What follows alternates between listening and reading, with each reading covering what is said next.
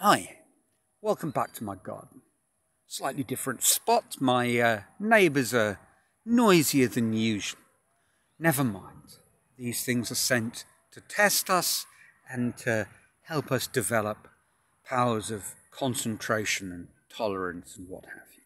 So, never mind, neighbours. Play your maudlin music. Infuse the atmosphere with those banal tones. I really should let it go, shouldn't I? Let's try and get on to the meat and potatoes of today's talk. I've been discussing fear, emotions, how they hold us back. And it's obvious to see how, where fear is at play, for example, in the scenario a couple of weeks ago when I walked towards the front door and there, much to my horror, was an enormous tarantula perched on the door, just below the door handle. Now, I can understand how fear sort of is part of that whole story, but it's not so obvious what fear's got to do with, for example, my not writing or things like that. And actually, some of my friends would probably say, Neil, it's nothing to do with fear and everything to do with the fact that you're a lazy lump. And maybe I am, not arguing with them on that point. I may well be a lazy lump. But if the trigger for a lot of our actions is based around four, apparently, according to Glasgow University's interesting neurological research, four basic emotions: happiness, sadness, fear and anger. My not writing, well, it's not to do with happiness or sadness, and it's got nothing to do with anger. So if I don't write, then I guess in some sense, if there's a trigger in an emotional on an emotional level, then that trigger is fear. Okay, let's take it at another level. I think, in a way, when I face up to the possibility of writing, and a lot of the activities that I do, I don't do them because before I'm even at the desk, there's an impulse towards some sort of distractive behaviour, some form of procrastination. And that's pretty deep-rooted. And again, my friends would say, Neil, this whole procrastination business, once more, it is simply a convenient camouflage synonym for laziness. But I think we can see it slightly differently. We can see it as a sort of a defense mechanism. We anticipate some element of frustration, and our procrastination is a stress relief.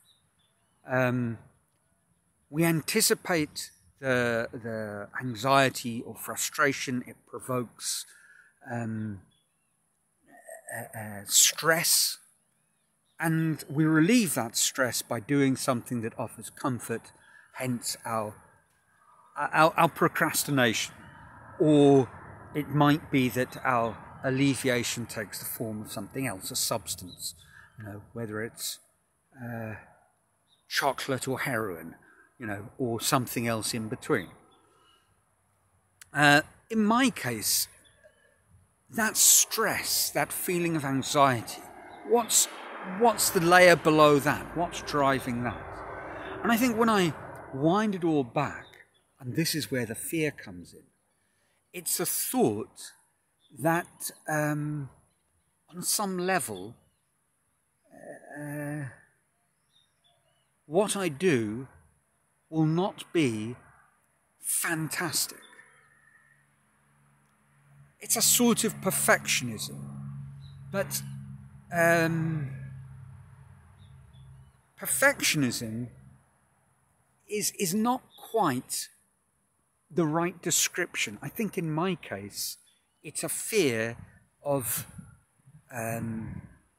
not matching up to a level that in my kind of child mind brought me rewards and in a sense offered those kind of comforts and psychological treats. So at some point, and this I can't go any deeper, I'm not sure when this all started out, but at some point in my childhood, I think I got kind of hooked on the idea that if I did things well, my parents, adults would praise me, would feed my ego. And I liked that. Well, who wouldn't? And as a child growing up in South Africa, not in these enlightened pedagogical times, I certainly had no idea about fixed growth mindsets. So for me, you know, and I've spoken this at length, about this at length as it pertains to sort of my upbringing. For me, that was very much sort of boosting my identity as being a clever chap. So that's what I looked forward to. When I started out something new, there was some measure of stress and anxiety, because it wouldn't be immediately obvious that it was going to feed my ego on that level. And there's an obvious way of defending against that. One way is to not try, or to do just enough to give a hint at your qualities, but not really commit to sort of going all in. I mean, I certainly, when I say my early childhood, I can trace back, for example, a very clear memory from my primary school days, Standard 3. So that would have been 9 turning 10. And in my class there was a girl, Susan, who always top of the class, great marks, you know, universally praised by the teachers, our teachers across the board. And I can remember once a sort of exchange with one of our teachers where the teacher had, and this is, I'm reconstructing this memory, it is, as I say, it's more than 40 years ago, so I'm allowing myself a fair degree of license. This is partly a made-up memory, but the essence, I think, is probably quite true. I can kind of remember a conversation where the teacher was sort of challenging me that, you know, if you pushed yourself a little harder, you could do as well as Susan. And I can kind of remember myself saying, well, I'm just as clever as she is, and look, I'm doing pretty much almost as well, and I'm not trying at all. So actually, I'm cleverer. And that was kind of the reasoning I threw out at her. I can't remember what her response was. But for me, there it was, already at age 9 or 10. I sort of worked out that in those sort of situations, you had a choice. You could respond to the challenge by doubling down and working harder, being competitive, or just doing very well and sort of being a little bit blasé, putting yourself above the whole competitive side of things. opting out. And that's a fantastic defense. And I was already using it at 10. Another area in a little later on from my school days was the business of computers. Now in those days, computers were early 80s quite a rarity. Computer classes, and we didn't use a calculator until, I suppose, Standard 8, so that was 15 when we started using calculators. Before then it was log tables and trig tables. But there were computer classes offered in senior schools in Standard 8 to a select few, because there weren't many computers, a programming kind of club or course or something. And again, I can't remember this being sort of explicit, but when I look back on it, it seems pretty clear to me. My brother was, he'd taken to programming like a duck to water, and went to university, and that was the direction his academic studies took. And I kind of steered clear of computers, and it would have been, one would have imagined, quite a natural fit for someone who was somewhat mathematical, chess player such as myself. And when I look back on it, and I'd never thought about it at the time, I think I avoided really making any effort at computers and just dismissed it as something I found boring or I didn't particularly like. Just because probably I was defending myself against the possibility that unlike the world of chess, in this department, my brother would be much better than me. Not that that's a problem, and of course it isn't.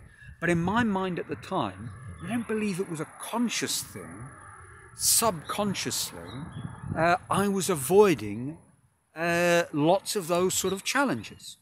It's not a black or white kind of psychological damnation, because chess, to a degree, took up the challenge.